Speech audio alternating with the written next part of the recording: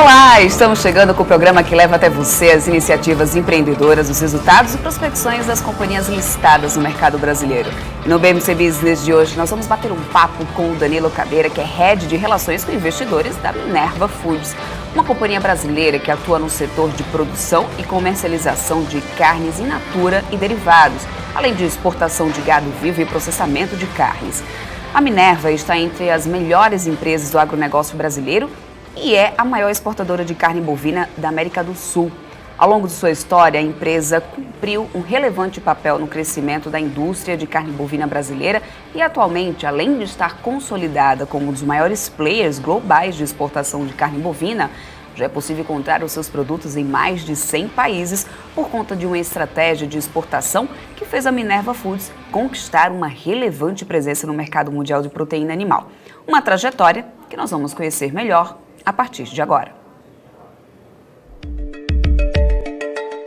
A Minerva Foods nasceu em 1957 e é considerada uma empresa líder na América do Sul em produção e comercialização de carne in natura e exportação de gado, além de atuar no processamento de carnes. A história da Minerva começou há 64 anos, quando a família Vilela de Queiroz iniciou as atividades de criação de gado e transporte de animais. Em 1992, a família adquiriu o frigorífico Minerva do Brasil, localizado na cidade de Barretos, no interior de São Paulo. 7 anos depois, em 1999, a Minerva adquiriu uma unidade industrial na cidade de José Bonifácio, também no interior paulista.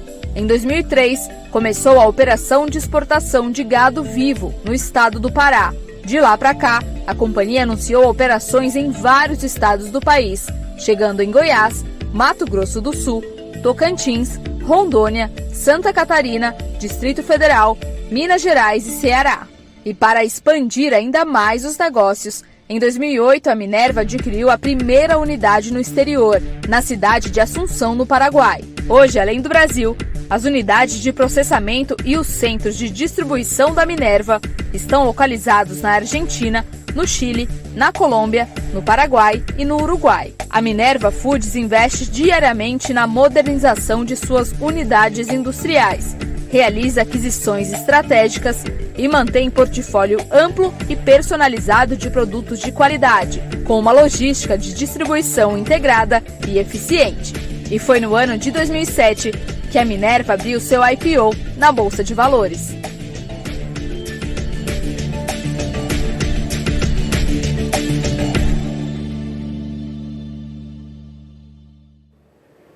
É isso aí, mas antes da gente bater um papo aí com o Danilo, Head de Relações com Investidores da Minerva Foods, eu quero trazer o Alex André, especialista de investimentos, meu parceiro de todas as tardes aqui do BMC Business, que já está ao vivo aqui com a gente. E aí, Alex, dia de falar desse setor de frigoríficos aqui do BMC Business.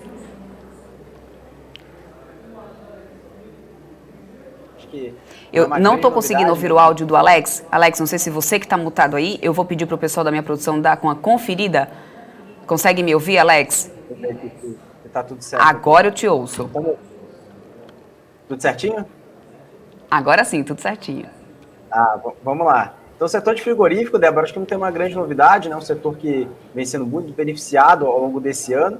O setor também vem passando por diversas aquisições, né? Ou seja, as companhias aqui no Brasil estão vendo a própria Marfrig, né? Através da BRF, a JBS também comprando companhias também na Europa e também a Minerva observando, ou seja, novos mercados aqui na América do Sul, que é um mercado muito forte para ela, e aumentando o nível de exportações, o que deixa o nível de preocupação de acordo com a visão dos analistas que a gente está enxergando aqui, Débora, principalmente o preço das commodities, que a gente vai conversar aqui, né, com os executivos da Minerva para saber se isso é uma preocupação e quais são as perspectivas da empresa, né, ou seja, quais são os principais drivers de crescimento, né?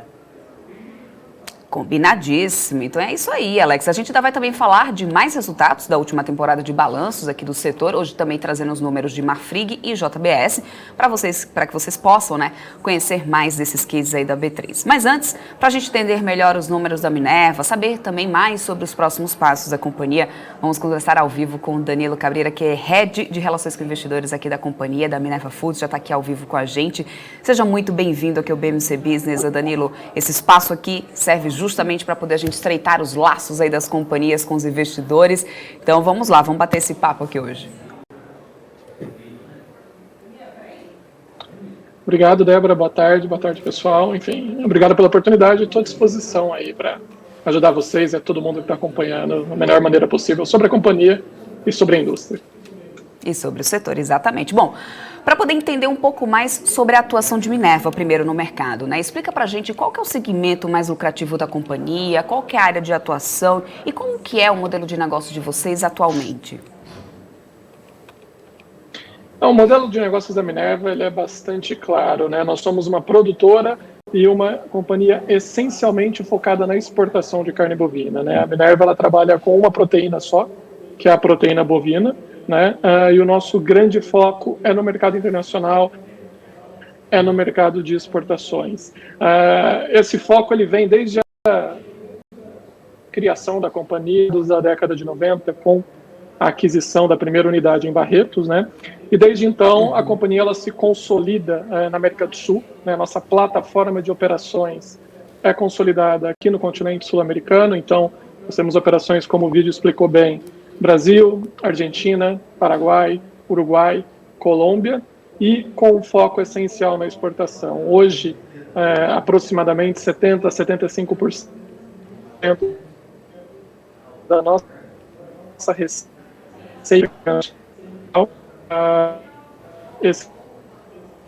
A gente perdeu o sinal, vou pedir para o pessoal da produção dar uma conferida. Você consegue me ouvir bem, Danilo? A gente está, acho que um pouquinho, às vezes, dando uma falhinha aqui na nossa conexão, mas você consegue me ouvir bem? Estou te ouvindo, sim. Consigo, então, sim. Vamos lá. Vocês estão nesse patamar? Isso, 70% a 75% é o nosso histórico, né, de exposição internacional. Então, como eu falei, é um foco que não vem de hoje, é um foco que vem acompanhando a companhia aí desde o início da sua trajetória. Então, Agora, é um grande foco na exportação, aproveitando desse bom momento aí do mercado internacional. E eu vou querer falar um pouco mais sobre isso daqui a pouquinho, inclusive, né?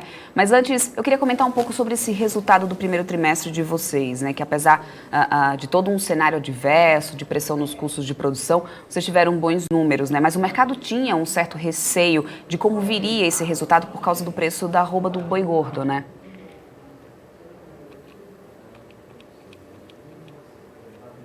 Exatamente. Acho que aí, assim, essa pergunta tem uma boa oportunidade para a gente sinalizar, né, passar para o mercado aí como que funciona o nosso modelo de negócios, né? O modelo de negócios da Minerva, principalmente na exportação, é um modelo de spread, né? O meu grau de geração de valor é o spread que eu capturo entre comprar o animal, que é basicamente 80% a 85% do nosso custo, e vender isso, seja no mercado doméstico, seja no mercado internacional, que é o nosso grande foco. Então, no fim do dia, o preço do animal, né, o aumento do preço do animal, ele tem um impacto, sim, na rentabilidade da companhia. Mas o grande vetor da rentabilidade vai ser a minha capacidade de repassar, né, esses valores para o meu consumidor final. E aí entra o nosso foco em exportação, né? O mercado internacional ele tem sido, ao longo dos últimos anos, muito demandante o mercado de carne bovina. Então, isso tem gerado aí incrementos ano após isso, né, e tem facilitado e muito aí esse processo de repassar, né, esse repasse do aumento de custos no mercado internacional. Então, por isso que a Minerva, a despeito desse movimento, né, de alta de preços, que é muito concentrado também aqui no Brasil, isso não foi uma característica tão forte para as outras geografias que a gente opera, ela tem ainda assim conseguido alcançar um patamar de rentabilidade bastante atrativo. Então, acho que essa grande diferenciação do modelo de negócios, um business de spread, um business com foco no mercado internacional, um business diversificado, como eu falei, o preço do animal subiu bastante no Brasil, mas 50% da minha produção tem origem em outros países da América do Sul. Tudo isso são esses momentos de alguma volatilidade pontual em determinadas regiões e permite aí alcançar esses resultados como a gente entregou aí no primeiro trimestre. Maravilha. Claro que com as vendas externas sendo bem robustas. Você acredita que o câmbio foi, claro, favorável, de alguma forma, ajudando aí nessa rentabilidade de Minerva no início desse ano? É um cenário, por exemplo, que a gente pode aguardar para os próximos trimestres? Não, sim, o câmbio ele acaba favorecendo, né? Natural, eu sou um business de exportação, né, eu acabo me beneficiando aí de um câmbio num patamar estruturalmente mais alto, mas o grande vetor, né, que determina a nossa rentabilidade tem sido os preços, né, interna carne bovina.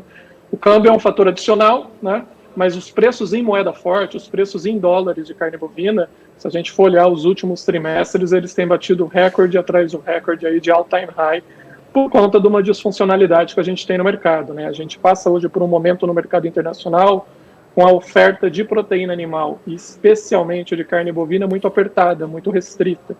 Você tem um desequilíbrio muito grande nesse mercado, você tem uma demanda que cresce com bastante força por fatores orgânicos, né? Carne bovina é consumo de carne bovina é função de renda, é função de maior nível de urbanização, é função de hábitos ocidentais de consumo. No Ocidente a gente é acostumado a consumir muito carne bovina. E a Ásia tem sido um grande protagonista de demanda porque tem, né, se movimentado em direção ao consumo dessa proteína mais nobre. Então você tem fatores orgânicos dando suporte a esse crescimento de... Você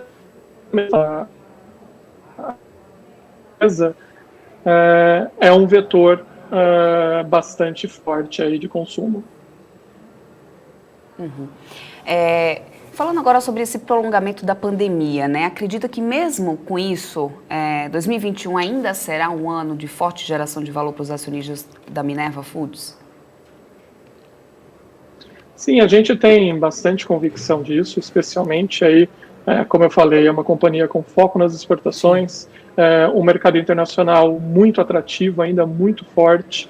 A gente precisa entender também que, especialmente no mundo desenvolvido, conforme a vacinação avança com mais velocidade, você vai ter um processo de tomada de reabertura de economias, reabertura de restaurantes, reabertura do turismo, que vai gerar um incentivo muito forte ao consumo de proteína animal, especialmente de proteína nobre, como a carne bovina. Além disso, teve aí essa injeção de liquidez, né, muito forte dos bancos centrais, dos governos aí, para enfrentamento da pandemia, e tudo isso é um indicativo de incentivo a consumo. Então, mesmo diante da pandemia, que trouxe desafios, a companhia está bastante confortável com o cenário de exportação, com o cenário no mercado interno de rentabilidade e de geração de valor.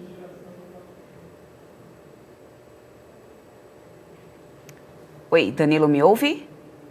A gente perdeu aqui a conexão com o Danilo. Eu vou pedir só para o pessoal da minha produção conseguir rever essa conexão aqui com o Danilo, para que a gente continue falando aqui de Minerva, que tem bastante coisa, a gente continua ainda falando sobre o endividamento da companhia, sobre os próximos passos, sobre tudo que ainda a gente tem para poder definir. Inclusive, eu já estou vendo que tem gente aqui já mandando perguntas aqui, o Jonas, que já está mandando perguntas aqui. Jonas, daqui a pouquinho eu já passo essa sua pergunta aqui para o Danilo. O pessoal vai só retomar aqui essa conexão com ele para que a gente consiga aqui tocar um pouco aqui o nosso bate-papo com o Danilo. Já temos ele aqui de volta? Então tá. Então vamos lá conversar com o Danilo. Tá me ouvindo, Danilo? Estou ouvindo, sim. Fatores tecnológicos, isso às vezes acontece, não tem problema, mas a gente é persistente, já dizia minha avó, né? Brasileiro não desiste nunca. Então vamos lá. Vamos continuar. Aliás, eu quero até falar sobre essa questão mesmo da reestruturação do endividamento de vocês, né? Que após isso, o custo da dívida de vocês passou a girar em torno dos 13,7%, né? Uma redução bastante expressiva. Mas a companhia ainda se encontra bastante alavancada. Vocês devem permanecer assim? Quais que são as expectativas para a geração de melhores margens ainda, talvez esse ano? Como que vocês estão planejando isso? A companhia ela vem trabalhando aí num processo de desalavancagem desde o final de 2017, né, quando alcançamos o atual footprint operacional com as aquisições no Mercosul. E desde então a gente tem trabalhado aí num processo de desalavancagem. Como que isso tem acontecido? Ao longo aí dos últimos 3, 4 anos, a companhia conseguiu apresentar uma geração de caixa muito forte, especialmente, como eu disse, ancorada no mercado de exportações, né? Uma geração de caixa muito forte que foi aí dedicada quase que integralmente à redução do nosso nível de endividamento. Se a gente olhar 3, 4 anos atrás, a gente está falando de uma Minerva que tinha uma alavancagem consolidada, dívida líquida EBITDA dos últimos 12 meses, que bateu ali quase 5 vezes entre o início de 17, entre o final de 17, desculpa, o primeiro semestre de... Oi, Danilo? Bom, eu vou continuar batendo um papinho aqui com o Alex, enquanto o pessoal vai dando uma testada aqui na conexão com o Danilo, para que a gente não quebre aqui a nossa linha de raciocínio aqui durante a entrevista. Acho que isso é uma coisa muito importante para poder a gente falar um pouco sobre essa questão de margens e tudo mais. Acho que isso interessa bastante a quem está ouvindo a gente agora, né, Alex? Ou seja, tem muita coisa ainda da Marfrig para poder a gente falar um pouquinho. Aliás, essa questão de endividamento também, como ele estava falando, que é um ponto a ser bem considerado, né, pelos investidores. Com certeza, Débora. Até o movimento da própria Minerva, como ele acabou de falar, ou seja, fazendo esse movimento de desalavancagem, ao mesmo tempo que outras companhias do setor, como a gente vai comentar aqui depois dessa participação do Danilo aqui na Minerva, a gente vai falar que basicamente o cenário está muito propício em relação a isso. As companhias estão gerando muito caixa, novos mercados também entrantes, ou seja, a companhia consegue exportar para novos mercados, à medida que a gente está vendo a sinalização, né, do OCDE, que até trouxe uma sinalização do PIB, né, do Produto Interno Bruto maior, ou seja, as pessoas consumindo mais, as economias se expandindo e, consequentemente, o aumento de proteína também se torna muito considerável. Né? Então, as companhias, primeiro ponto, é uma geração de caixa muito forte, ao mesmo tempo também o patamar do dólar ainda está muito saudável para as companhias de frigoríficos. Então, ao mesmo tempo, essa grande geração de caixa aliada ao patamar atual do dólar traz como consequência, né, um menor endividamento, uma menor desalavancagem financeira das companhias, Débora. É isso aí, Alex. Vamos tentar voltar aqui com o Danilo para que ele continue explicando esse processo de desalavancagem aqui da companhia. Estou sabendo que o Danilo agora já está ok aqui com a gente. Danilo, me ouve bem? Escuto sim. Vamos fazer funcionar.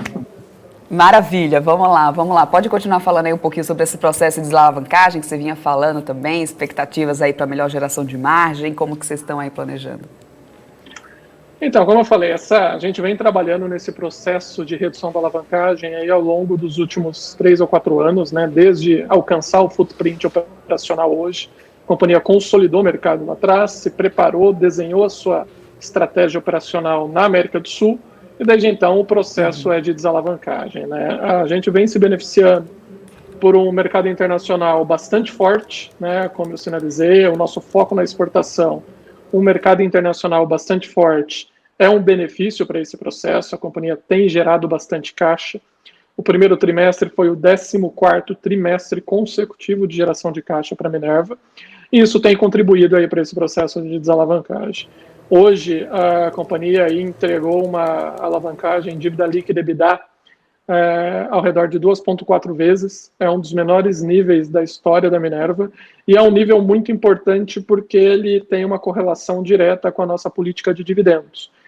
Eu tenho uma política de dividendos bastante clara, que sinaliza que toda vez que eu tiver uma alavancagem abaixo de 2,5 vezes, e é o cenário que a gente está vivenciando aí ao longo dos últimos trimestres, a companhia incrementa o seu pagamento de dividendos. Né? Isso já aconteceu em 2020, e acho que fatalmente, mantendo essa boa perspectiva no mercado internacional, esse é um cenário que deve continuar acontecendo, não só nesse ano, mas ao longo dos próximos trimestres.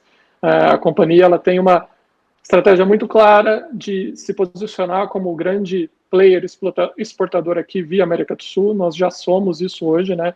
20% de market share, né? Basicamente de cada um filé exportado pelo mundo, de cada 8 filés exportados pelo mundo, um é da Minerva, né, para ver o nível de exposição que a gente tem no mercado internacional. Acessamos aí mais de 100 mercados e vamos aí continuar aproveitando desse bom cenário, desse bom movimento de demanda, especialmente no mercado asiático. E a América do Sul sempre se destaca na produção de proteína animal, porque é uma estrutura de produção, é uma plataforma de exportação que tem um benefício muito grande do ponto de vista da estrutura de custo. O animal na América do Sul é a pasto, né? Isso traz um benefício na capacidade de produção, na matriz de custo desse animal muito forte, que posiciona a América do Sul como o grande player do mercado internacional na produção e na exportação de carne bovina. Então a gente está bastante confortável, um cenário muito forte na exportação ao longo de 2021 e ao longo dos demais trimestres aí nos próximos anos. André, ele também é o meu parceiro aqui no BMC Business, ele também tem perguntas aqui para você, Alex.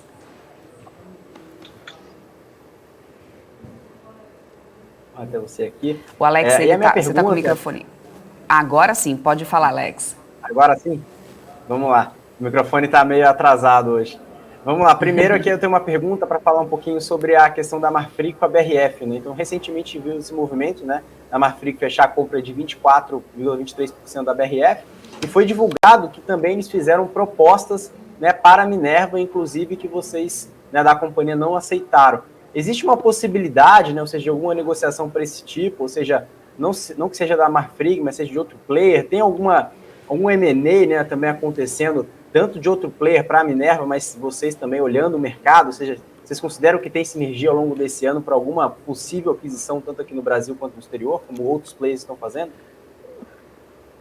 Alex, assim, a gente não tem nenhum grande ciclo novo de investimento que permita aí, que gere um movimento de consolidação do mercado para a companhia. A gente tem aí, lógico, nosso business plan, especialmente concentrado em Athena Foods, que é o nosso veículo aí de operação na América do Sul, ex-operação de Brasil.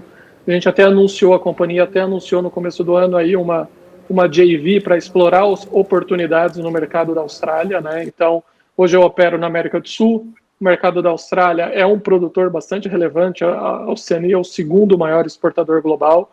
Então, numa companhia que tem foco na exportação, faz sentido, né, eu eventualmente ampliar esse footprint, diversificar minha escala de produção. Um business de commodity, a diversificação tem um efeito mitigador de risco bastante importante. Mas a gente não está falando aí de nenhum ciclo de consolidação de mercado ou nenhum ciclo de investimento mais robusto que vai acabar atrapalhando aí a minha estrutura de capital, né? Então, assim, existem oportunidades, mas a gente considera oportunidades de nicho, movimentos oportunísticos que tenham alinhamento aí com a nossa estratégia, especialmente na exportação, especialmente na exposição para mercados de alto crescimento, como a Ásia, ou para mercados de nicho, premium, com alta rentabilidade, como o mercado americano, europeu, Japão, Coreia do Sul, mas nenhum movimento aí consolidador, como eu falei, que venha impactar a estrutura de capital.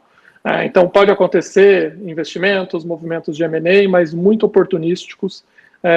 Você não vai ver a companhia se engajando em nenhum tipo de iniciativa de consolidação do mercado, como foi lá atrás, até porque o nosso foco continua muito claro.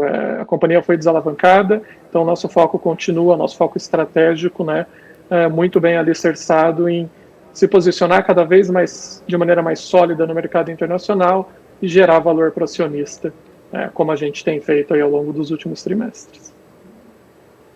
Legal, Danilo. Uma outra pergunta, agora para falar um pouquinho mais, como vocês estão enxergando a relação de proteína vegetal, né? A gente está vendo até uns outros players também fazendo aquisições, crescendo no pipeline, os Estados Unidos também muito avançado em relação a isso.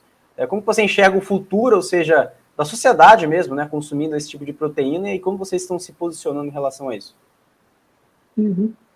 Acho que ainda assim, ainda é um movimento muito de nicho, né, porque ele tem uma série de barreiras, barreira tecnológica, barreira própria de precificação, né, a proteína vegetal, ela ainda tem dificuldades aí para acessar as camadas mais populares aí por conta de restrições, de dificuldade de preço, né, a escala de produção, ela também precisa aí evoluir.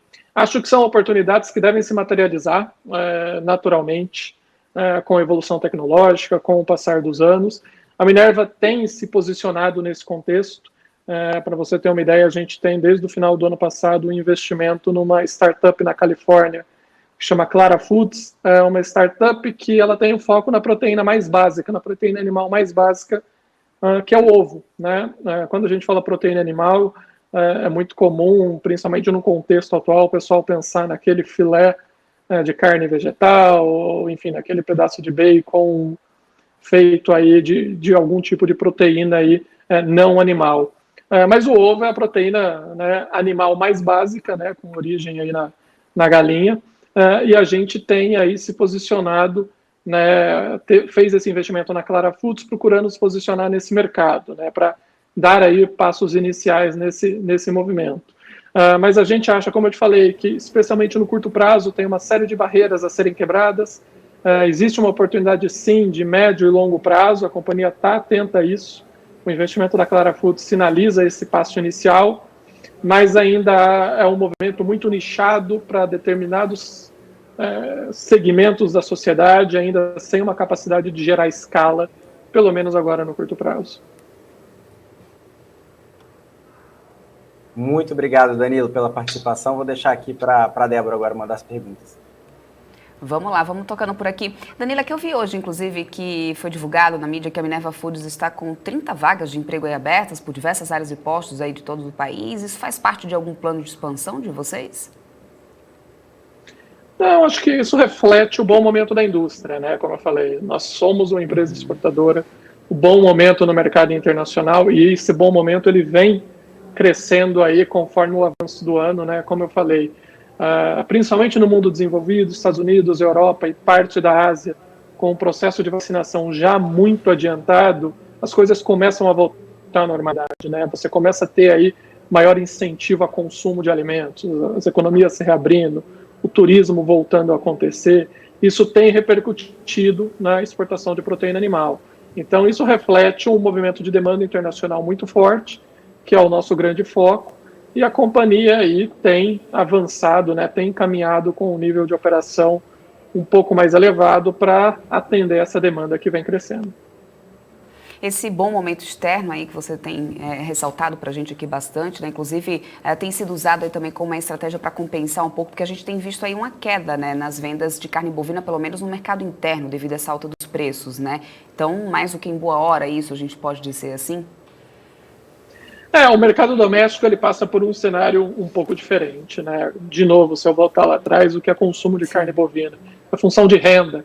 Renda é função de emprego. Então, a gente ainda passa por um momento aqui no Brasil com a pandemia. No Brasil e na América do Sul, a pandemia tem um impacto ainda bastante relevante, né? Acho que se a gente colocar em perspectiva com o mundo desenvolvido, a gente ainda vai chegar nesse processo de vacinação mais acelerado e as coisas vão voltar ao normal.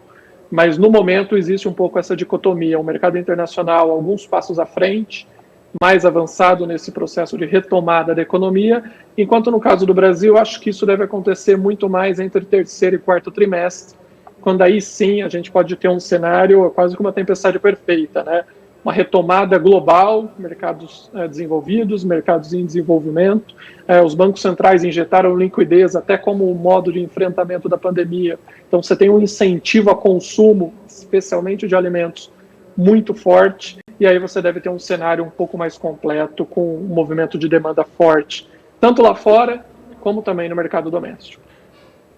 Uhum. Você acha que esse consumo global aí de proteína animal tende a crescer ainda mais nesse ano, mesmo com toda essa crise provocada pela pandemia do novo coronavírus?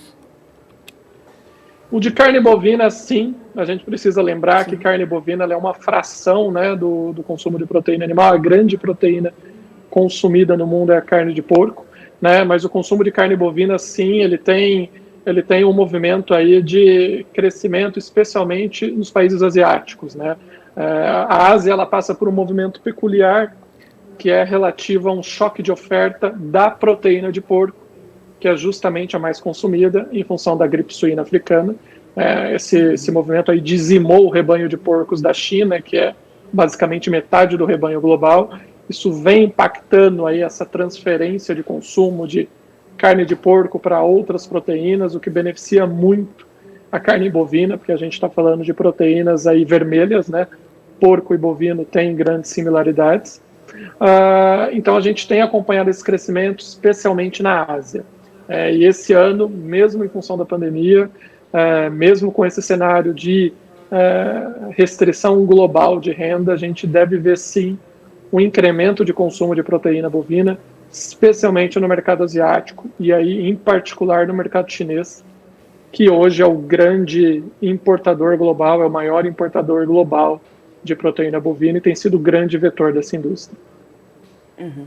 Falando agora um pouco da Austrália, né, porque o país é tradicionalmente um dos players também mais importantes, né, nesse mercado de exportação de carne bovina, e na última semana os dados aí do portal australiano Beef Central mostraram que as exportações de carne vermelha da Austrália atingiram em março o menor patamar para o mês, né, em 10 anos. Ou seja, as exportações do Brasil e de outros países ganham um fôlego extra com isso, você acredita? Além da Isso já vem China, né? Que como você acontecendo. falou, a China tem aí também uma forte demanda, né? Exato. Isso tem acontecido, já tem aí cerca de 2 anos. O que a gente fala é o desequilíbrio do mercado internacional. Eu tenho uma demanda crescendo numa velocidade muito forte, especialmente na Ásia, como eu falei, e tem uma oferta cada vez mais com dificuldades de crescimento, né? Se a gente olhar os grandes players globais hoje, você tem basicamente a América do Sul como o único player global com capacidade de crescimento na produção do animal, que é a matéria-prima básica, né, para a produção da carne bovina, e na exportação desse produto. A Austrália ela tem passado aí por uma série de desafios do ponto de vista climático, que tem reduzido o rebanho da Austrália ano após ano aí, nos últimos 10 anos, e isso tem impactado a exportação. Então, isso abre cada vez mais espaço para os produtores de América do Sul ganharem market share, né, se posicionarem cada vez mais no mercado global. Ao final de 2020, a exportação global de proteína bovina, o market share da América do Sul era basicamente 40%. Então, já temos hoje basicamente quase metade desse mercado. E se a gente olhar para frente, quais são as perspectivas, como esse mercado vai se comportar, a tendência é cada vez mais se ancorar na América do Sul, por aquilo que eu falei, é uma matriz de produção muito eficiente, muito barata. Os fatores de produção para o animal são abundantes e são presentes na América do Sul, enquanto que em outras regiões ao redor do globo você não tem essa abundância de fatores de produção. Então, cada vez mais você vai ver aí a América do Sul se consolidando como grande player produtor e como grande player exportador desse mercado. A fraqueza da Austrália desequilibra a balança, uma demanda que cresce muito forte, uma oferta que cresce muito devagar, e aí você tem um impacto clássico que é preço, por isso que os preços cada vez mais são maiores no mercado internacional de carne bovina. Trazendo agora, olhando um pouco mais para esse cenário realmente aqui da América do Sul, falando especificamente da Argentina, né, que anunciou recentemente a suspensão das exportações de carnes. A expectativa era de que isso deslocasse aí parte da demanda externa para o Brasil, né, que é concorrente direto da Argentina. Porém, isso também pode abrir espaço para que as cotações do boi, né, que a gente sabe que já opera em patamar bem mais elevados, aí continuem a subir. Com isso, deve influenciar nos negócios de vocês de alguma forma, porque afinal de contas vocês têm operações lá, né, que representam aí cerca de 10% do faturamento global da empresa, né? Isso, a gente tem operação na Argentina, como você falou, ao redor de 10% do nosso faturamento. O que aconteceu na Argentina, assim, existe uma tentativa do governo local de formalizar e organizar um pouco o mercado de exportação, né? A Argentina ela passa por um momento macroeconômico bastante difícil, né? Onde você tem percebido algumas iniciativas de players que não são habituados ao mercado de exportação tentarem participar desse mercado para conseguir aí fazer quase que uma arbitragem aí do ponto de vista do câmbio, né? Na Argentina a gente tem um câmbio oficial e tem um câmbio paralelo, né? Então você tem percebido, aí o governo também percebeu isso, alguns players nada a ver com o nosso mercado, de vestuário, de grãos, enfim, de outras indústrias, tentando participar da exportação de carne bovina para, de alguma maneira, capturar esse benefício nessa arbitragem aí no mercado de câmbio. Isso acabou atrapalhando muito o mercado doméstico argentino, né? O governo lá tem uma preocupação muito grande do ponto de vista de inflação e do abastecimento do mercado doméstico.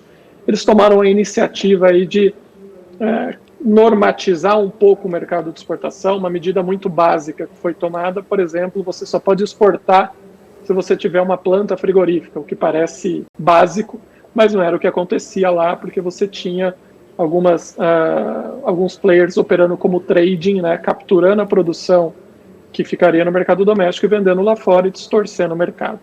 Então o governo tomou algumas iniciativas para formalizar um pouco esse mercado, segmentar bem, você deixar os grandes players, os players mais profissionais como a Minerva e como outros, operando no mercado de exportação. Você também aí acaba reduzindo um problema que existia no passado de evasão fiscal na exportação, e aí você deixa os players menores com foco no mercado doméstico. Para fazer isso, o governo tomou a iniciativa de suspender por 30 dias as exportações, né? A gente acredita que esse é o base case, e provavelmente ao final dos 30 dias as exportações vão ser liberadas novamente, né? E no caso específico da Minerva, como que a gente tem atuado enquanto isso não acontece para contornar essa situação? Aí entra o benefício da diversificação geográfica que a companhia tem. Eu consigo continuar atendendo o cliente que acessa o mercado argentino, o importador que quer buscar carne, né, do mercado argentino, eu consigo atender ele via Uruguai, via Paraguai, via Colômbia, via Brasil, aonde eu tenho aí operações. Então, essa é uma maneira de mitigar, né, esse problema. E acho que o segundo fator bastante importante nessa discussão, a Argentina ela representa basicamente 9% do mercado global. Então, no mercado que já está curto, já está enxugado do ponto de vista de oferta, você, mesmo que temporariamente, reduzir em 8, 9, 10% o volume desse mercado, você tem um impacto muito forte em preços, né? E é o que a gente já percebe, né? Os preços no mercado internacional de carne bovina, que já tinham aí um movimento de alta ao longo dos últimos trimestres, por conta desse ruído de curto prazo na Argentina, eles se aceleraram ainda mais. Mas só para deixar bem claro, reforçando, né? O nosso basic case é que o governo vá liberar as exportações, ele está simplesmente reorganizando esse mercado para alcançar o melhor resultado. O que é o melhor resultado? As exportações continuarem fortes, isso atrai moeda forte, tão necessária para o governo argentino. O mercado doméstico se organizar com esses pequenos players, voltando para o mercado doméstico, abastecendo o mercado doméstico, e aí dando um pouco de alívio no contexto da inflação do mercado doméstico. Então a gente acha que tudo deve voltar à normalidade aí no curto prazo. Você falou quanto antes voltar à normalidade. Nessa medida a Argentina aí deve durar, pelo menos a expectativa, né, apenas cerca, né, pelo menos de 30 dias, é o que tem sido divulgado. Né? E alguns especialistas, inclusive, no mercado já acreditam que isso seja realmente o suficiente, né, para alguma movimentação nessas cotações da arroba, mesmo, né, que em menor proporção. Então, vocês também estão otimistas em relação a isso? Acreditam também dessa mesma forma? Sim, a gente acha que deve durar esse período mais curto. Naturalmente, se eu movimento a demanda, né, se eu distribuo esse volume que a Argentina exportava para outros países, eu tenho uma pressão de custo nessas regiões. Só que, por outro lado, eu tenho também preços mais fortes no mercado internacional. E aí a gente volta para o ponto inicial. Esse é um business de spread, esse é um business que o meu preço final, ele acaba determinando a diferença entre o preço final e o custo da minha produção, ele acaba sendo determinante de valor aí, de rentabilidade do meu negócio. Só para a gente encerrar essa questão da Argentina, né, porque em reação a essa decisão do governo, inclusive as principais associações agropecuárias da Argentina anunciaram em seguida, né, uma suspensão das vendas de gado por 9 dias em protesto, né, contra essas interrupções das exportações de carne no país. Você tem acompanhado isso? Como que está agora essa situação? Assim, isso pesou para você de alguma forma? Não teve impacto no nosso nicho de operação. De novo, a gente volta para aquele contexto de uma empresa profissional que tem aí um relacionamento bastante estreito com os pecuaristas. Eu tenho um pipeline de animais para produção ao longo das semanas, ao longo dos meses, já contratados, né? Então, assim, esse movimento de curto prazo, ele não tem impacto na minha produção, ele não tem impacto aí no meu movimento, no meu nível de operação na Argentina. Lógico, caso isso se alongue, aí as coisas podem, enfim, tomar uma dimensão diferente. Maravilha. Eu quero trazer só alguns questionamentos aqui do pessoal que está acompanhando aqui esse nosso bate-papo aqui no nosso chat, inclusive o Jonas Rosa, que ele já deixou a pergunta aqui logo no início, né, do nosso bate-papo, Danilo, ele fala assim, ó, eu posso colocar fogo no parquinho? Como que o setor vê a carne de frango de laboratório que foi aberto à venda em Singapura recentemente? É o futuro? Minerva se vê nesse mercado? É sustentável? Como eu falei, né, a carne, digamos assim, sem origem na proteína animal, né, a carne de laboratório, a carne com origem em algum tipo de produto vegetal, acho que existem algumas barreiras, principalmente tecnológicas, barreiras de estrutura de custo, barreira até de percepção e hábito do consumidor, né, que precisam ser rompidas até que isso ganhe aí um certo volume, uma certa massificação. A companhia está, obviamente, atenta a esse processo. A Clara Foods, como eu falei, é uma iniciativa, existem outras ainda em estudos, né, por parte da companhia, mas a gente acha que, pelo menos nesse período mais curto, aí curto a médio prazo, esse é um movimento que vai ficar restrito a nichos e que não deve ganhar uma escala, né, mais relevante ao longo aí dos próximos anos, por assim dizer. Acho que deve demorar um pouco ainda para que a proteína vegetal, a proteína com origem em laboratório, ganhe competitividade, ganhe escalabilidade e consiga, assim, efetivamente ser um competidor aí da proteína animal tradicional. Maravilha. Vamos falar um pouquinho sobre sustentabilidade. Aliás, a gente sempre tem procurado abordar essas questões ESG com as companhias que passam por aqui pelo BMC Business, né? Eu queria entender um pouco de você, Danilo, qual que é o principal desafio para o setor agropecuário atualmente quando se trata desse cenário de sustentabilidade? Acho que a sustentabilidade, né, para o nosso setor, especialmente a produção de carne, ela tem um desafio e tem uma demanda muito forte do mercado, que é relativo à capacidade de você garantir, né, a procedência do produto final, né, da carne que você está vendendo, seja aqui dentro, seja no mercado lá fora, né. Quando eu digo procedência, é garantir que aquele animal não tenha sido criado, não tenha nenhum tipo de envolvimento com áreas de desmatamento, com áreas que tenham sido fruto de invasão de terra, trabalho escravo ou coisas do tipo. Esse é um assunto bastante complexo e difícil no nosso setor por uma razão muito simples, o ciclo do modelo de negócios. Esse não é um setor proteína bovina verticalizado, não é um setor integrado. A Minerva não é a dona do animal desde o início, né, do processo aí de desenvolvimento do animal. Então, pensando no gado, entre o animal nascer e estar pronto para o abate, a gente está falando aí de 24 meses. E a companhia ela adquire o animal ali poucos dias, poucas semanas antes desse processo. Então, tudo aquilo que aconteceu antes, né, passa por um processo de consolidação no mercado desse racional de que você precisa, os produtores precisam entregar aí um animal que esteja adequado com a legislação ambiental, com a legislação trabalhista, com os padrões de qualidade que os consumidores acabam exigindo.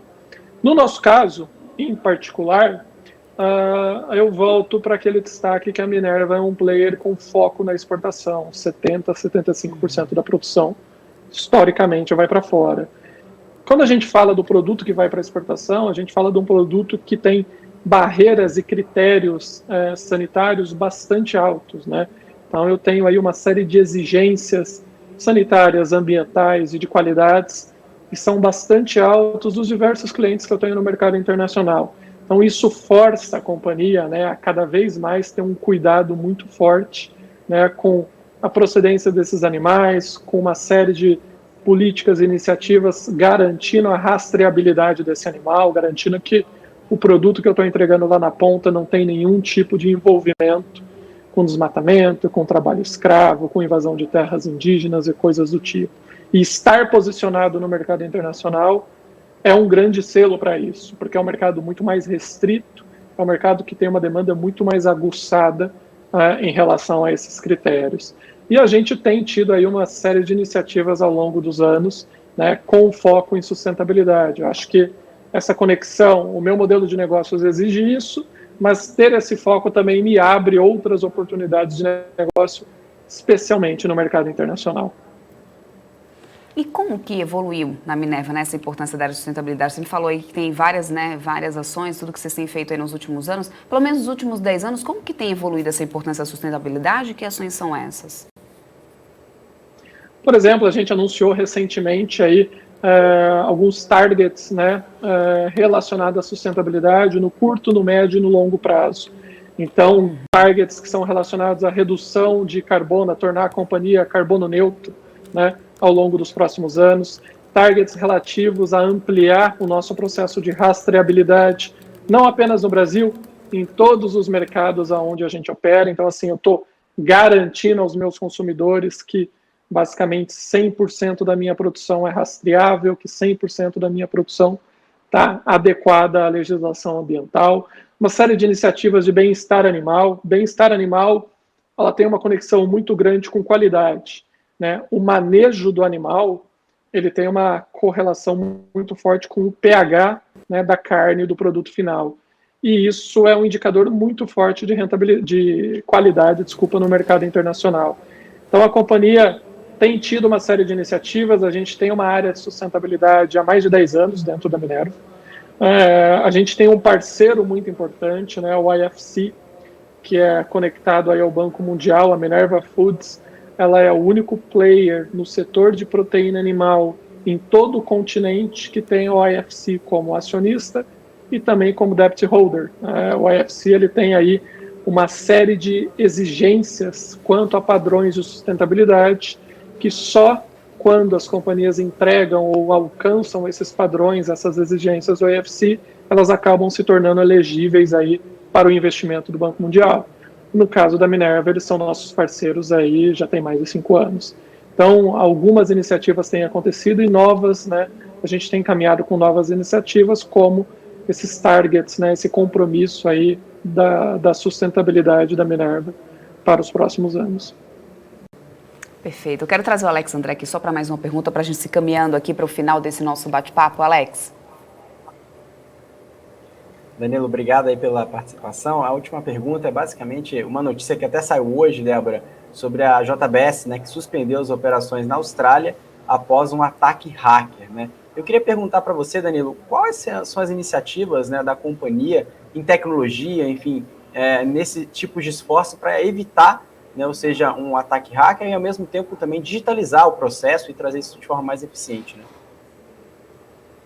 A gente tem, enfim, de novo eu vou voltar para o escopo da Minerva concentrado na exportação, né? Uma companhia que tem foco na exportação, com um mercado aí altamente competitivo, com uma série de parâmetros, restrições aí e demandas muito mais aguçadas. Então, operando na exportação já me coloca aí num patamar, né, operacional, num patamar aí de controle de qualidade, de segurança e confiabilidade dos meus sistemas, um pouco acima da média do mercado, porque o mercado de exportação de carne bovina no Brasil ele é muito restrito.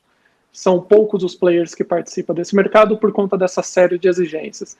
Então, sim, a gente tem aí uma série de padrões, né, do ponto de vista de controle das operações, tanto dentro do processo produtivo, como a área de compliance relativa ao próprio processo de comercialização, verificação, como eu falei, verificação da origem dos produtos, verificação de todo esse processo entre a compra do animal, o abate do animal, se a operação está em linha com os padrões sanitários, se a própria comercialização lá na frente também está adequada, tem respeitado aí todas as demandas do cliente, as demandas regulatórias, etc. A companhia já tem aí uma série de iniciativas e de controles, né, que dão esse arcabouço aí mais sólido para o processamento, para a comercialização do produto. E além disso, eu tenho a nossa área de compliance interno, que acaba também avaliando, né, todo o nosso processo produtivo, processo de gestão, de tomada de decisão, para dar conforto e segurança em relação a isso.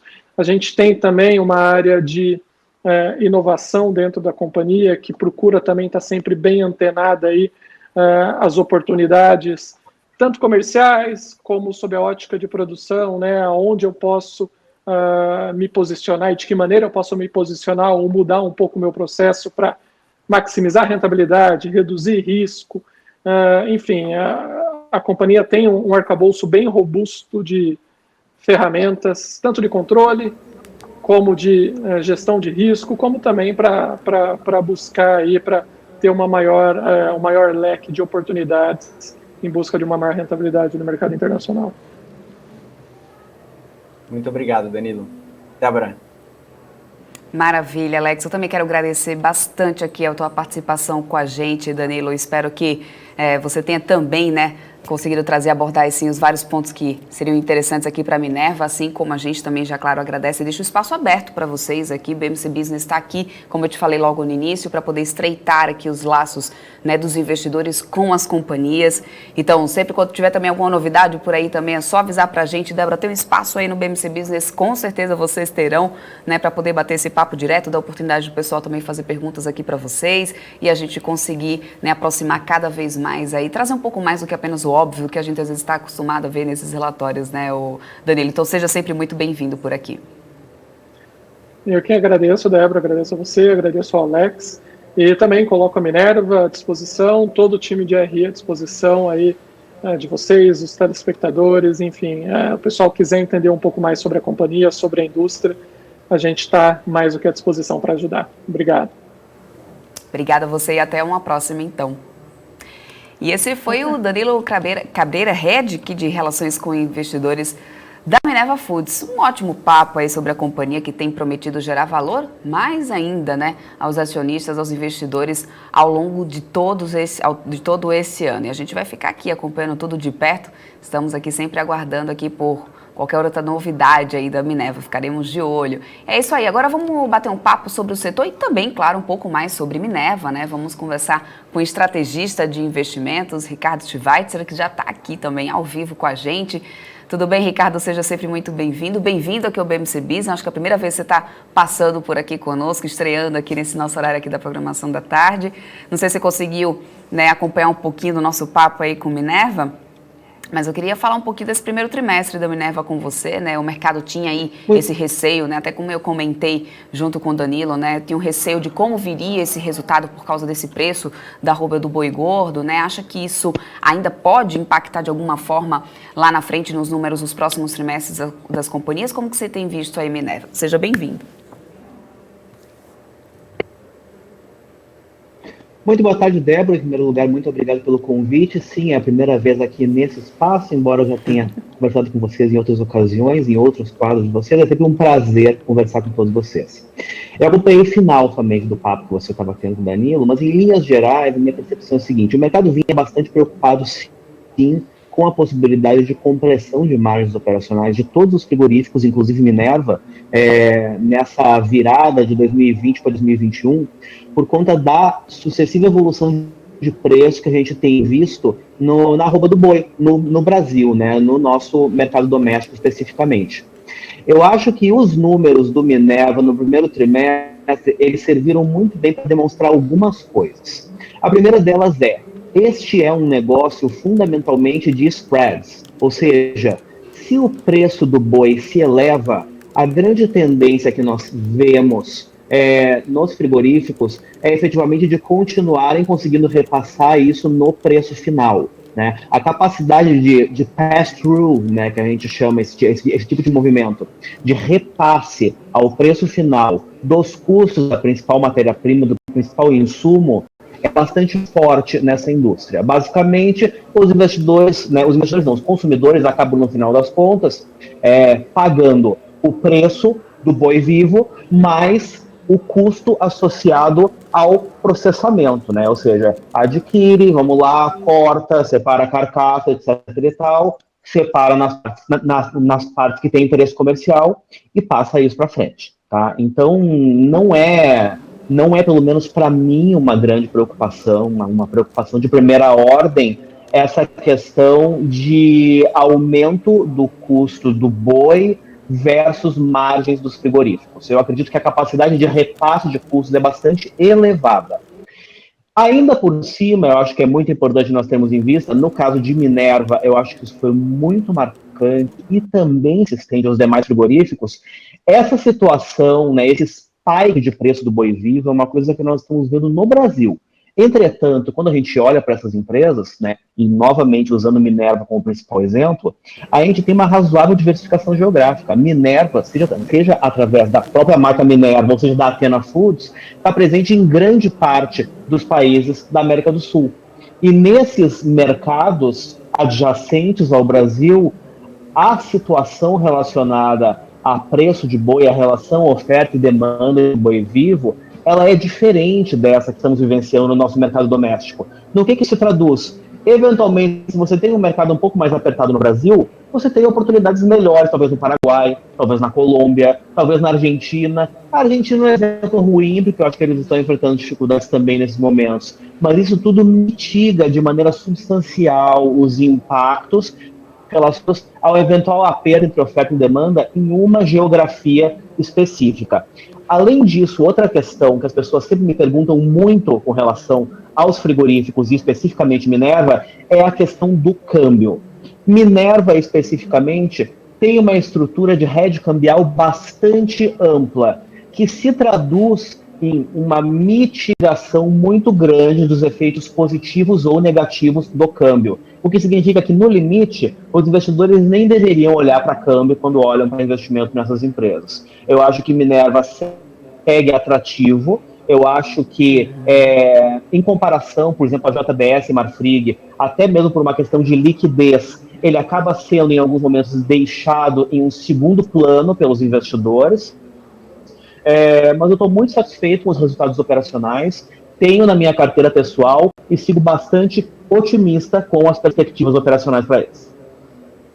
Agora, falando um pouquinho sobre essa questão, por exemplo, da Argentina, eu até abordei isso um pouco com o Danilo, né? Aliás, foi um questionamento até levantado aqui no nosso chat também, quem estava acompanhando a gente aqui queriam saber mais sobre o posicionamento deles, né? Porque a Argentina anunciou recentemente essa suspensão, né, das exportações de carnes. A gente, como eu comentei, falou disso com o Danilo, e a expectativa era de que isso deslocasse parte da demanda externa para o Brasil, né? Que é concorrente aí direto da Argentina. Por isso também abriria espaço para que as cotações do boi, né, que já operavam no patamar elevado, também subisse um pouco mais. Como que você acha que essa questão da Argentina pode acabar afetando empresas com operação forte também no país, como é o caso da própria Minerva, que tem mais de 10% aí, né, da operação deles concentrados lá? Ele não pareceu tão preocupado com isso, mas como que você tem visualizado, assim? Você acredita que realmente vai ter um tempo, um prazo ali, realmente, como eles têm na expectativa mantido de 30 dias, essa movimentação aí do governo argentino? Acha que isso pode acabar afetando isso de alguma forma nos resultados dos próximos trimestres? Eu partilho da despreocupação do Danilo com essa questão. Basicamente, o que a gente tem? De um lado, operar na Argentina. Todas as empresas multinacionais que operam na Argentina sabem que, infelizmente, a Argentina é uma economia extremamente instável e, consequentemente, de tempos em tempos, nós podemos ter surpresas desagradáveis com relação à Argentina. Isso, de certa forma, faz parte do custo de fazer negócios na Argentina. Está tudo bem. No caso da Minerva, especificamente, é importante ter em mente que o que se passa lá é uma questão muito aguda relacionada a desabastecimento. E o governo local tenta, de alguma maneira, aumentar o abastecimento do mercado interno, suspendendo temporariamente as exportações. Existem pelo menos duas questões aqui a serem observadas. A primeira delas é, muito embora a atuação do Minerva seja muito forte na exportação, eles também têm uma presença local em termos de marcas muito forte. O que significa que você tendo um deslocamento temporário da produção para atendimento do mercado doméstico, você continua tendo oportunidades relevantes de ganhos para a Minerva no abastecimento do mercado argentino. O segundo ponto que é importante ter em mente é a situação econômica da Argentina é bastante precária e isso cria uma pressão no governo para geração de divisas em moedas fortes. No que isso se traduz? Não é do interesse da Argentina segurar determinados produtos da exportação por prazos muito longos, porque isso prejudica eles do ponto de vista de balança comercial, prejudica eles com relação ao acesso a moedas fortes. E sem sombra de dúvidas, a proteína animal, proteína bovina principalmente, acaba sendo muito importante dentro desse mix de exportações a partir da Argentina. Com relação a eventuais impactos no preço do boi no mercado brasileiro em função do deslocamento de demanda, pode acontecer sim no curto prazo, e aqui eu volto ao ponto que eu estava levantando antes. Eu acho que essa é uma questão que pode ser de maior preocupação para frigoríficos menores e com menos diversificação geográfica do que Minerva, do que Marfrig, do que JBS, enfim, dos frigoríficos que têm capital aberto na B3. Principalmente porque eles podem recorrer a um novo deslocamento de produção para outras geografias onde as condições de oferta e demanda sejam mais favoráveis. Eu acredito, inclusive, que o próprio Minerva tem flexibilidade operacional suficiente para fazer isso se necessário. Mas, em geral, Débora, eu não me preocupo com a questão de Argentina, não. E sobre essa questão de sustentabilidade, né? Porque a gente sabe que esse é um setor que também assim, levanta muito questionamento em algumas situações, né? Principalmente quando se tem abordado tanto essa questão ESG cada vez mais pesando, né, nas companhias. Qual que é o principal desafio, na tua opinião, para o setor agropecuário quando se trata desse cenário de sustentabilidade, Ricardo, para empresas, por exemplo, como Minerva? Eu acho que a principal questão está associada à rastreabilidade do boi, né? Porque basicamente essas empresas acabam adquirindo boi vivo de outros produtores e às vezes você pode ter desafios relacionados a rastreio, né? Volta e meia a gente vê, né? A gente ouve aquelas notícias, frigorífico tal comprou boi de fazenda, sei lá, terra de grilagem. ou comprou boi da fazenda não sei qual, onde existem questões relacionadas a trabalho em condições análogas à escravidão. Como é um setor de cadeias muito longas, né, quando a gente vai para a produção e que trabalha com uma multiplicidade de fornecedores muito grande, eu acho que existem problemas relacionados a isso que são pontos constantes de atenção. Entretanto, eu entendo que esse é um setor muito grande, tá?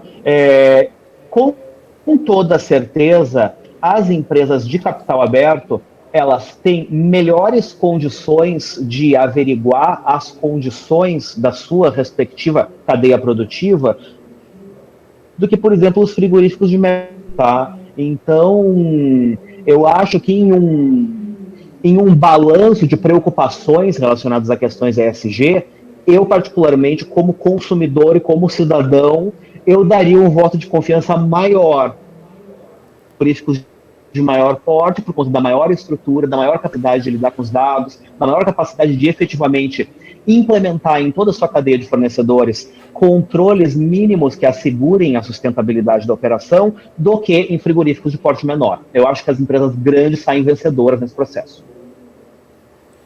Maravilha! Esse foi aqui o Ricardo Schweitzer, que é especialista em investimentos. Eu quero muito agradecer a tua participação aqui conosco. Sempre, espaço aberto para você também aqui no BMC Business. Você que é o grande parceiro aqui nosso da BMC. Muito obrigada, Ricardo. Imagina, é só chamar. Estou sempre à disposição de vocês. Tchau. Maravilha, até uma próxima então, Ricardo. E a gente vai continuando por aqui. Vamos falar um pouco mais aqui sobre esses resultados dessa primeira temporada de Balanço 2021, né, Alex? Hoje começando, inclusive, pela Marfrig. Vamos mergulhar aí nesse setor de frigoríficos, né? Agora falando um pouco mais desse primeiro trimestre, tanto de JBS como também de Marfrig por aqui. Vamos trazer um pouco aqui dessa companhia, falar sobre tudo que tem acontecido aí no primeiro trimestre de Marfrig. Primeiro Marfrig, né, Alex? Vamos lá. Vamos lá, Débora. Vamos falar um pouquinho dos resultados de Marfrig e também, claro, da JBS, né? Uma das maiores companhias também, não só brasileiras, mas também globais. A JBS é a maior do mundo, né, no setor.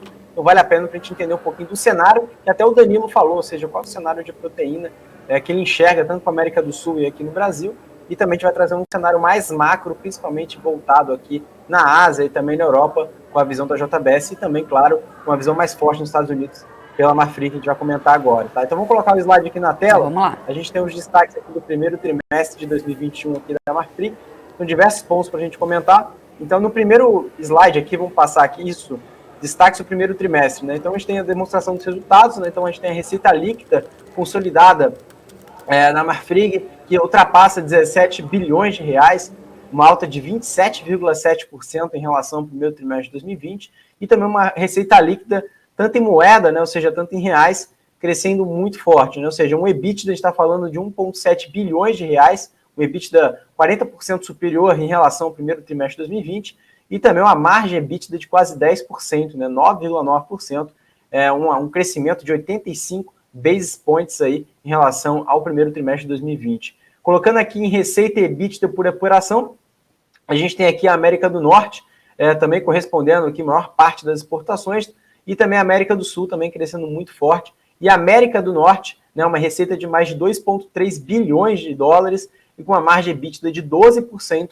e na América do Sul uma margem EBITDA menor de 4,6%, mais uma receita de 4,6 bilhões de reais. Já o lucro líquido consolidado, né, a gente está falando de 279 milhões versus prejuízo de 137 milhões de reais no primeiro trimestre. Né?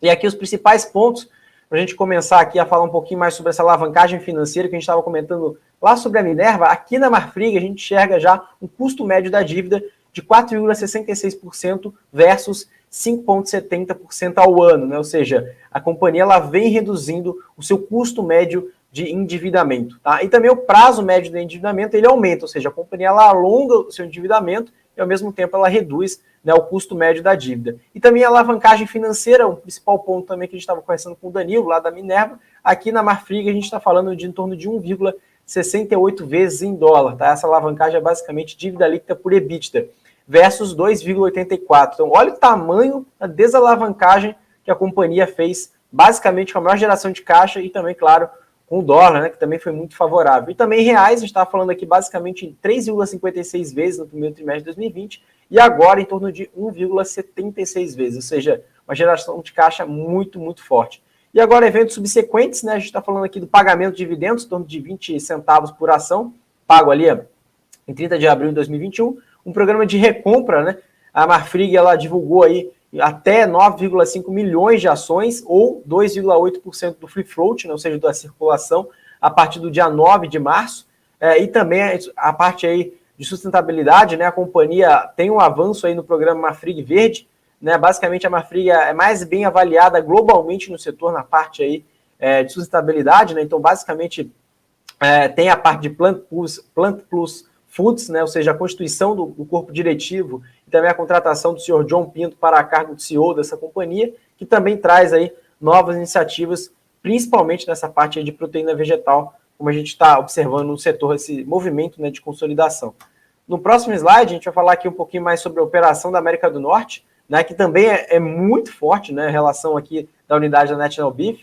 Então a gente tem aqui os principais pontos, né, tanto em volume de vendas crescente, né, mais de 1,3%, a receita líquida também crescente em quase 6%, ultrapassando aqui 2,3 bilhões de dólares, e também o lucro bruto, né, ultrapassando 337 milhões de dólares, um crescimento, de 47%. Também o EBITDA e margem EBITDA, está falando aqui um crescimento de EBITDA de mais de 58%, uma margem EBITDA de 12%. Né? O EBITDA a gente está falando aqui um pouco mais de 277 milhões de dólares. E o volume de vendas teve um destaque para o mercado interno, né, ou seja, na América do Norte, né, nos Estados Unidos, que cresceu 2% em relação ao primeiro trimestre de 2020, e a alta disponibilidade de gado, com preço 4,8% inferior ao primeiro trimestre de 2020, e o abate de animais mais pesados contribuíram para o ganho de margem bruta da operação. E o EBITDA foi responsável basicamente aí destacar que o resultado do primeiro trimestre de 2020 não houve despesas adicionais relacionadas ao Covid, ou seja, o primeiro trimestre de 2020 era um nível pré-Covid, então agora a gente tem uma base, né, ou seja, de comparação muito melhor a partir de agora. Né? No próximo slide, a gente vai começar a comentar um pouquinho mais sobre isso, né, ou seja, a gente vai destrinchar um pouco mais sobre os números da América do Norte, principalmente pelo abate, preço de compra de gado, preço de venda e também o spread, basicamente o que é muito que o Danilo disse lá da Minerva, né? Então a gente fala aqui do abate, né, caiu 1%, mas o preço de compra de gado caiu 4,8%, o preço de venda, né, subiu 4,2%, chegando a 225 dólares, né, na média, e o spread também aumentou quase 10%, né, 9,3%. E o principal vetor do setor foi a forte demanda por carne bovina, combinada com ampla disponibilidade de animais. E o preço médio da venda do primeiro trimestre de 2021 foi de 4,2% superior ao primeiro trimestre de 2020, resultado da normalização gradual da economia norte-americana após a pandemia do coronavírus e o forte avanço da vacinação. Os estímulos do governo, né, ou seja, estimularam uma forte demanda da economia e, consequentemente, a maior procura por carne bovina. E também, né, a relação aqui do spread foi o maior valor histórico para um primeiro trimestre, né, um crescimento de quase 10%, como eu comentei, em relação ao primeiro trimestre de 2020, né, que é níveis pré-Covid. E agora, no próximo slide, a gente tem aqui a operação da América do Sul, a gente comenta um pouquinho mais sobre isso, né? A gente tem aqui volume de vendas, receita líquida, lucro bruto, também EBITDA e margem, como a gente comentou ali na América do Norte. Agora a gente vai falar um pouquinho mais sobre a América do Sul, né? A gente tem os números de vendas, né, que caíram quase 9%, chegando um pouco mais aqui de 311, né, milhões de toneladas, e a receita líquida também, a gente tem aqui 1.000 toneladas, né, desculpa, e a receita líquida superando, né, 4,5 bilhões de reais.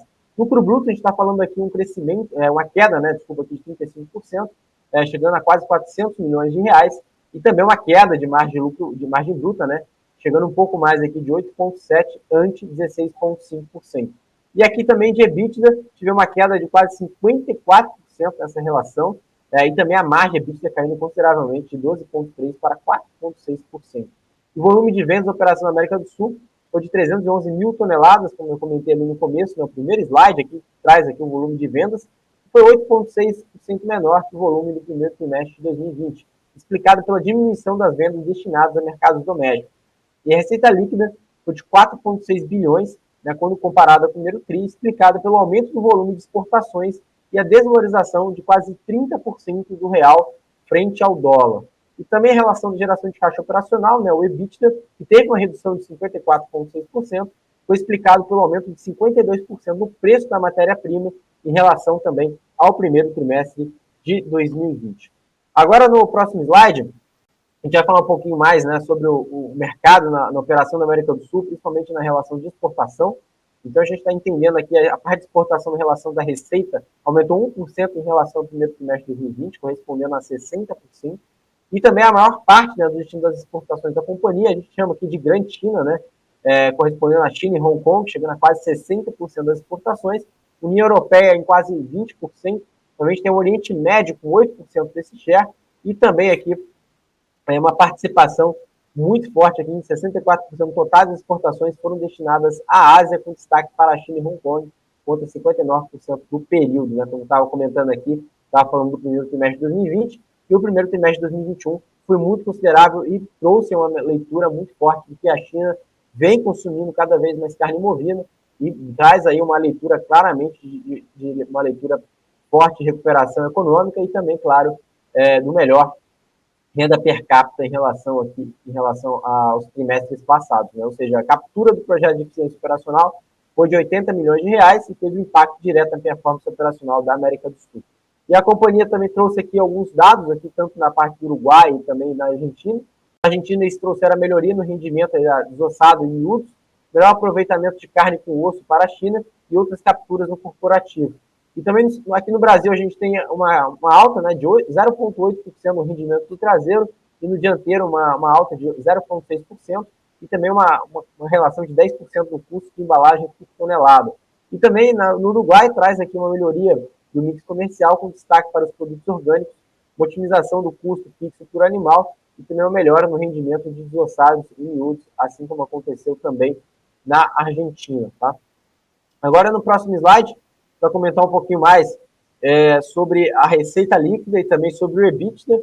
A receita líquida que também superou aqui um patamares, né, acima aqui de 17 milhões, né, de reais, superando aqui uma margem basicamente aqui de um crescimento, né, de 27,7%. A margem EBITDA, a gente está falando aqui de 9,9%, ante 9,1%. O crescimento do EBITDA, né, uma geração de caixa de quase mais de 1,7 bilhões de reais, um crescimento de quase 40%, explicado e basicamente, né, pelo aumento aí justificado pela receita da operação na América do Sul e também um aumento de 30% da receita medida em reais da operação na América do Norte no período. Agora, no próximo slide, a gente traz aqui um pouquinho mais sobre o fluxo de caixa da companhia, né, no primeiro trimestre. Então, a gente coloca que o fluxo de caixa operacional foi negativo de 215 milhões de reais, explicado principalmente pelo pagamento do bônus de performance, referente aos resultados de 2020 da operação da América do Norte, que teve efeito caixa de 1,3 bilhões.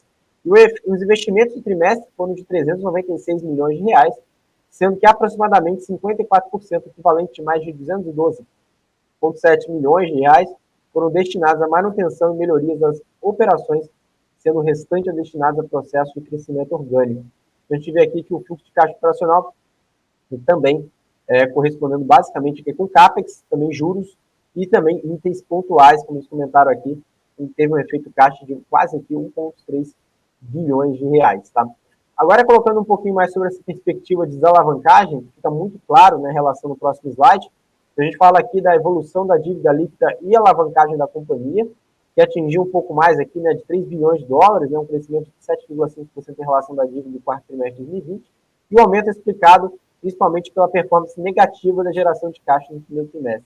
E no primeiro trimestre de 2021, o montante pago de dividendos a terceiros foi de 26 milhões de dólares, em torno de 143 milhões de reais. Né? Então a gente vê aqui a desalavancagem ficando muito evidente em relação aqui, tanto em dólares e também em reais.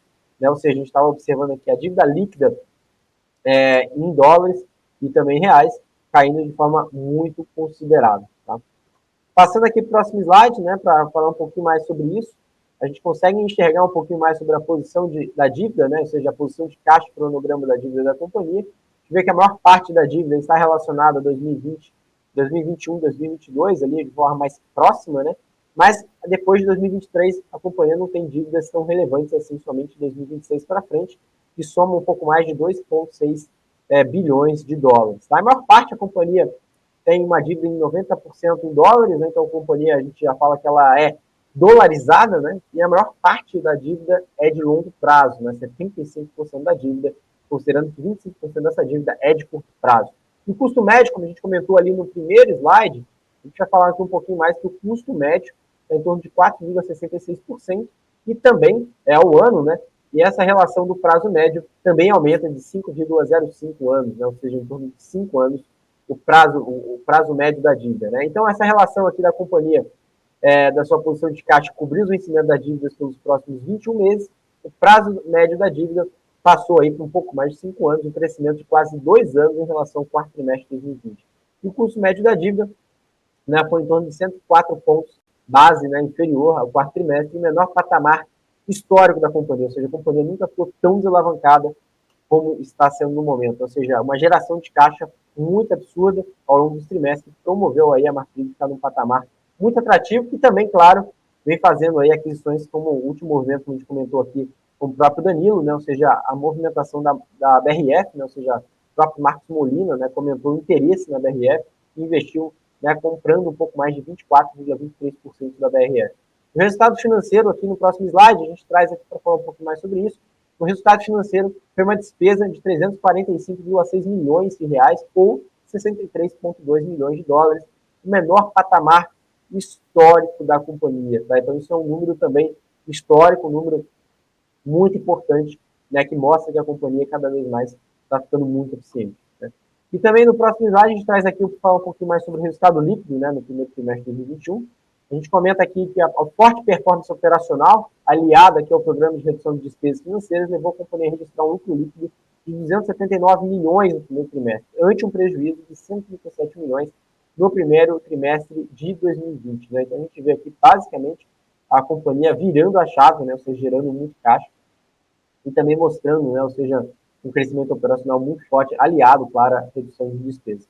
Agora a gente vai falar um pouquinho mais sobre esse segmento aqui de Plant Plus Foods, né, ou seja, basicamente o movimento, né, de proteína vegetal no próximo slide, e a gente consegue ver um pouquinho mais como a companhia consegue capturar as sinergias de oportunidades no mercado de plant-based, né, ou seja, o mercado de proteínas alternativas, né, tem um CAGR, né, ou seja, uma taxa de crescimento composta de 16% e o potencial para chegar em 25 bilhões de dólares em 2030. Tá? Essa é a projeção das principais casas de consultoria. Né?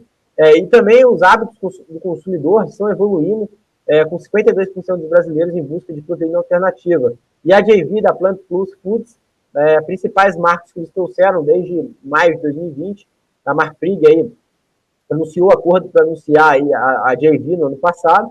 Aí, em outubro, eles lançaram a Plant Plus Foods, né, após concluir as aprovações regulatórias. E o primeiro trimestre, né, eles nomearam aí o CEO da companhia, né, e também o CFO. E o segundo TRI, eles vão continuar expandindo com food service, né, como no Brasil, aqui no Burger King, Outback, também agora no Subway. E também eles vão lançar um portfólio para o varejo e também food service também na América do Sul. Tá? E também falando um pouquinho mais sobre isso, a companhia coloca um novo portfólio de alimentos, Plant Plus, aí, a campanha A Vida Vale a Cada Mordida, que esse é o slogan, né, da novo slogan da companhia, né, ou seja, nova campanha. Eles buscam aí escalar basicamente com fornecimento também de P&D, né, ou seja, pesquisa e desenvolvimento, 100% plant-based, né, feito com ingredientes naturais. Eles são vanguardistas também na experiência sensorial e também nutricional, né, ou seja, aliando os dois principais pontos aqui que ditam, né, o mercado aqui de plant-based.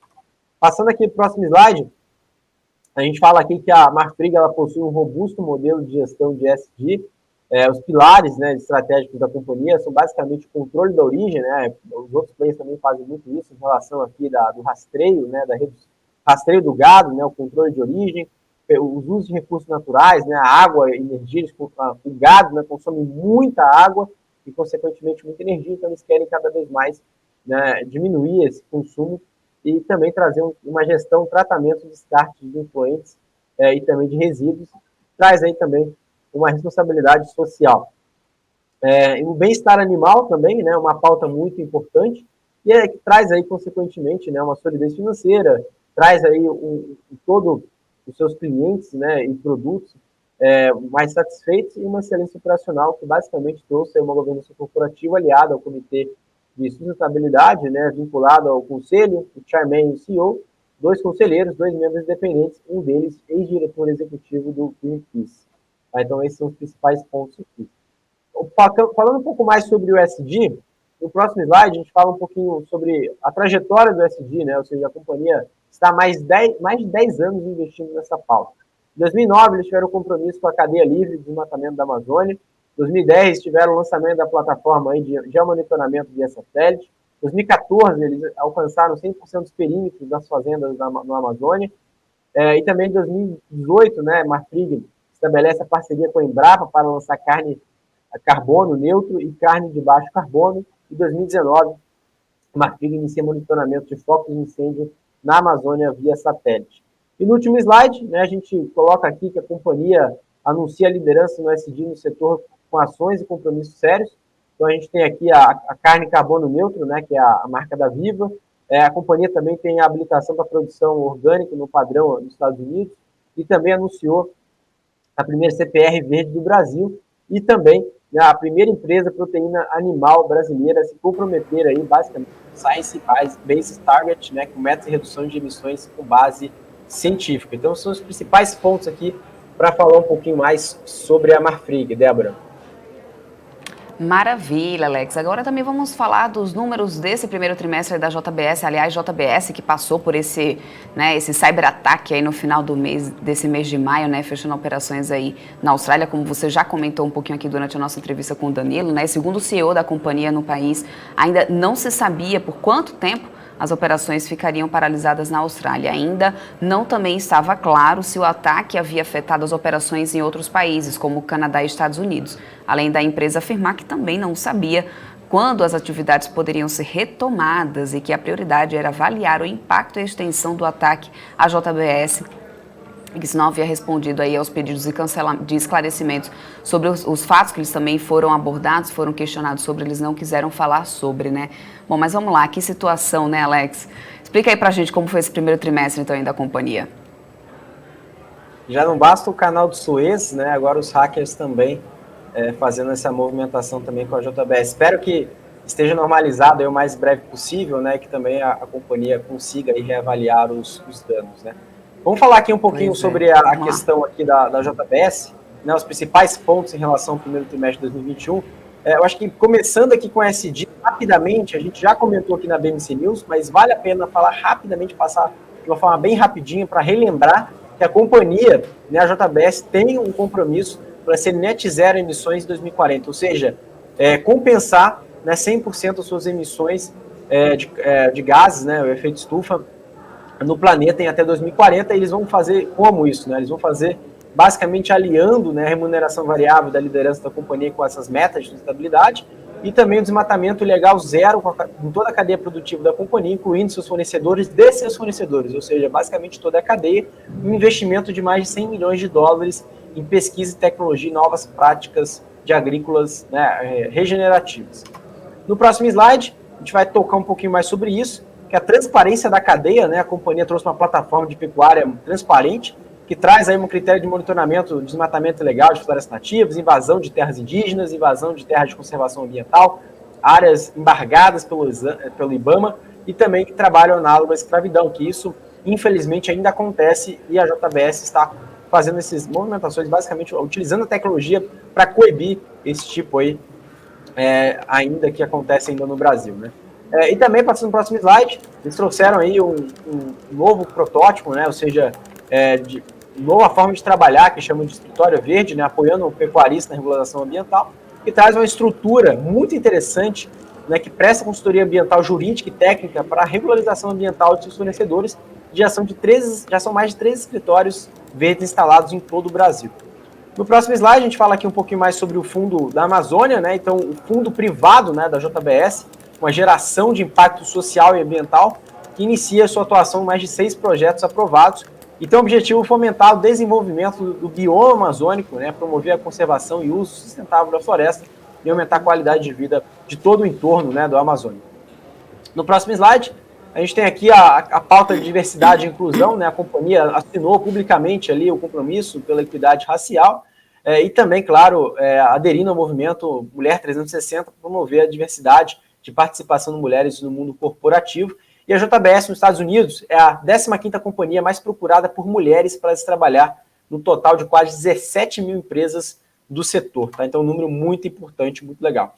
E no próximo slide, o último ponto aqui, né, que é a relação do Covid, né, a companhia ela vem investindo aí mais de 5 milhões de reais para a construção da fábrica de vacinas do Butantan, aqui no Brasil, 400 cilindros de oxigênio para Manaus, que eles doaram, mais de 900 equipamentos hospitalares, e também aporte financeiro para a manutenção do sistema de ambulâncias em Paraisópolis, em São Paulo. Tá? Então, são iniciativas que a gente deve aí cada vez mais enfatizar, que as companhias vêm fazendo esse impacto social muito forte.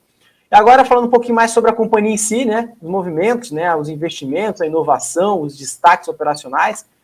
Primeiro ponto, a gente traz aqui os investimentos, né, então a companhia ela trouxe uma nova unidade de embalagens metálicas, né, a Zenpack, com 80 milhões de reais de investimento, uma nova fábrica da Swift, né, em Colômbia, com investimento de 200 milhões de dólares para a construção de nova unidade especializadas aí, italianas, né, e a proposta para aquisição da Vivera, inclusive eles emitiram um bonde, né, recorde, né, ou seja, um bonde com uma dívida, uma taxa, a menor taxa média, né, da história da JBS, né, então eles emitiram realmente um bonde para fazer essa aquisição da Vivera, que é uma companhia plant-based da Europa, que traz aí um novo nicho da companhia em relação a proteínas vegetais, e também, claro, com essa emissão de bonde, num custo muito baixo, né, historicamente baixo, traz realmente uma estrutura de capital muito engajada, né, muito em linha com a companhia vem fazendo ao longo do tempo, de geração de valor para o acionista. E também a fábrica de colágeno, né, a companhia trouxe aí uma nova fábrica em relação ao investimento de 280 milhões, que traz uma referência também de economia circular, ou seja, uma pauta aí de sustentabilidade cada vez mais forte.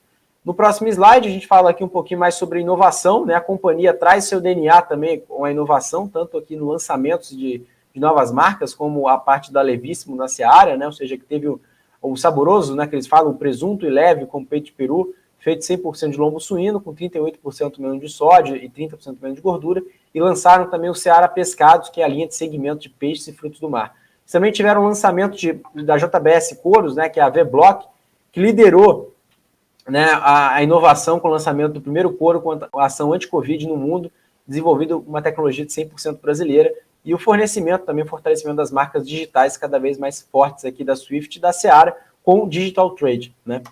Falando aqui agora no próximo slide, para comentar rapidinho dos resultados, né, ou seja, o que foi importante no resultado da JBS no primeiro trimestre. Então a gente traz aqui uma receita líquida de mais de 75 bilhões de reais, né, ultrapassando 13 bilhões de dólares, né, um aumento de 33% em relação ao primeiro tri.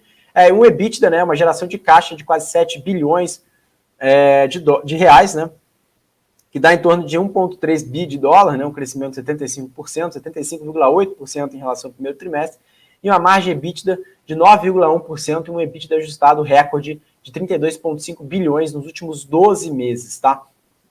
A gente tem aqui um lucro líquido de 2 bilhões de reais, né, revertendo o prejuízo no primeiro trimestre, também impactado aí por um resultado negativo na variação cambial, e no acumulado dos últimos 12 meses, o lucro líquido foi de 12,6 bilhões de reais.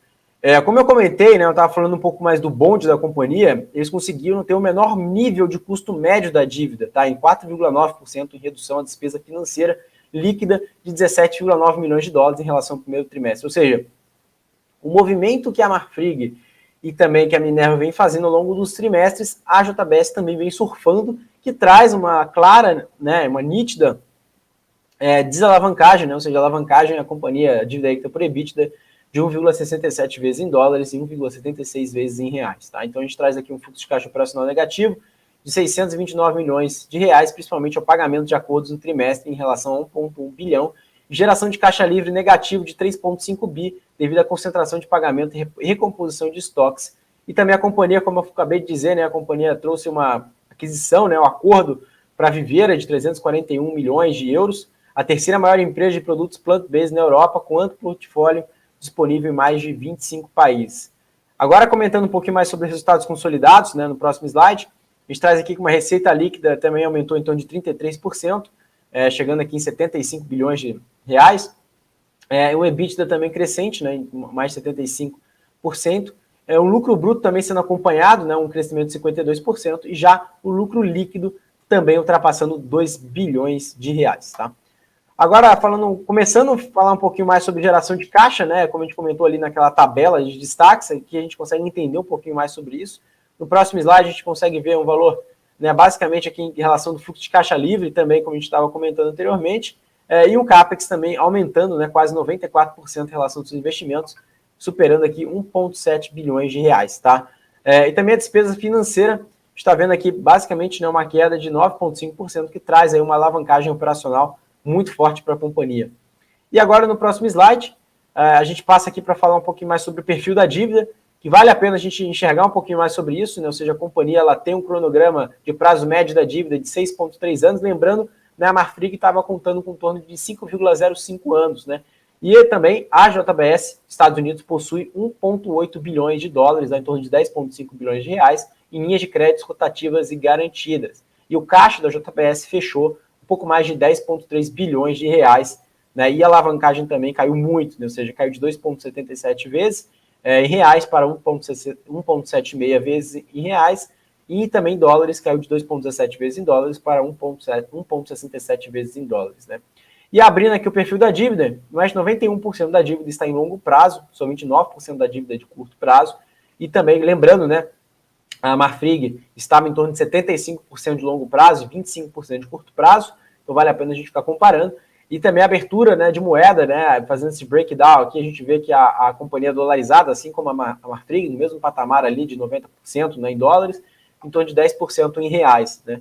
Então vale a pena a gente entender um pouquinho mais sobre essa abertura. A gente vê aqui que a maior parte aqui de abertura por entidade, a gente vê que a JBS Estados Unidos vem surpreendendo, né, ou seja, positivamente, e também a JBS aqui no Brasil em torno de 11%, em torno de 6,9% em relação de dívida, ou seja, relação de investimentos e também em relação do seu perfil de endividamento de acordo com cada unidade.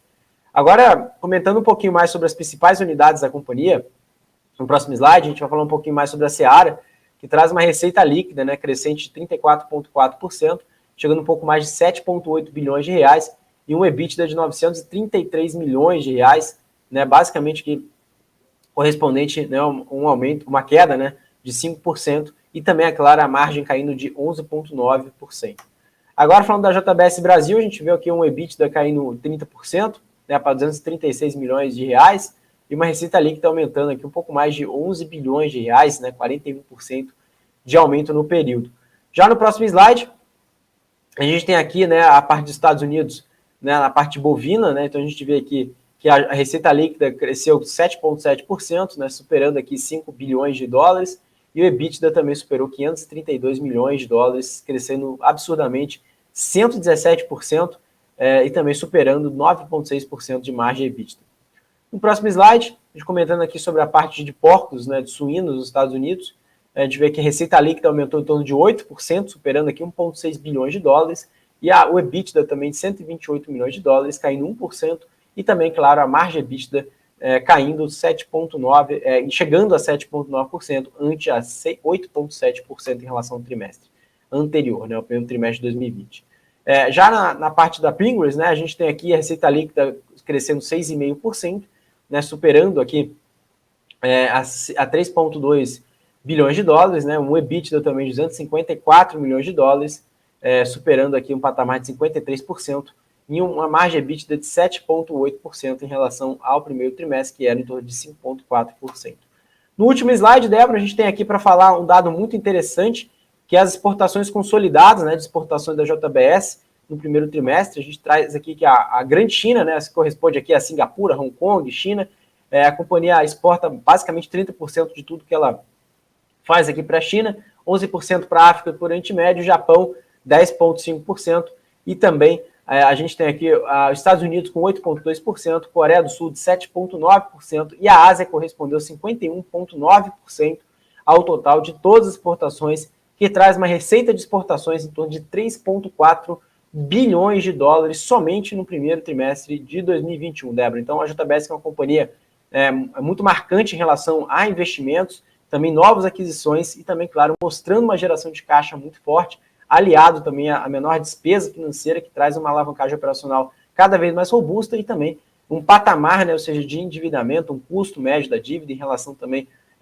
que traz aí uma relação de estrutura de capital cada vez mais relevante para fazer novas aquisições e, claro, crescer nesse movimento, como a gente estava até observando aqui o Ricardo falar, né, ou seja, um movimento de crescimento econômico que promove aí as principais companhias do setor a surfarem a retomada de proteína, tanto vegetal como animal também, né, Débora?